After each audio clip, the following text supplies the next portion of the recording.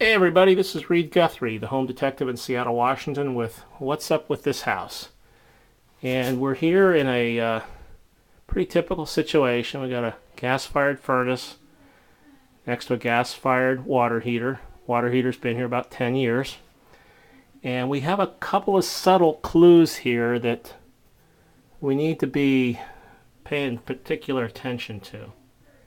You can see that the neoprene insulation on the incoming and the distribution lines for the water heater are melted.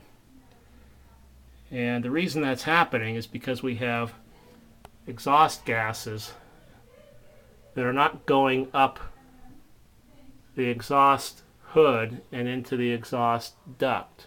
Some of it is, but not all of it.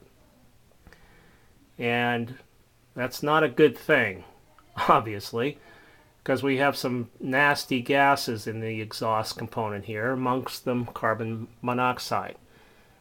And the reason that the gases are not properly drafting is because this section of the exhaust duct is actually going downhill. As we all remember from our high school chemistry, hot air rises. There's no fan to pull the exhaust out of here. So we're counting on just the hot air rising up through the pipe, kind of like a chimney. And this chimney is, or this portion of the chimney, is heading downhill. So the exhaust is not going to be drafted and go away. It's just going to hang around until it can find some other place to go. And in this case, it's coming out from underneath the exhaust hood. Or the draft hood. You can see there's some debris on the top of the water heater here. And that's another sign that things are not working the way they're supposed to. So I would expect there is no carbon monoxide detector in the house now. I expect if there was, it would probably be sounding off on a pretty regular basis.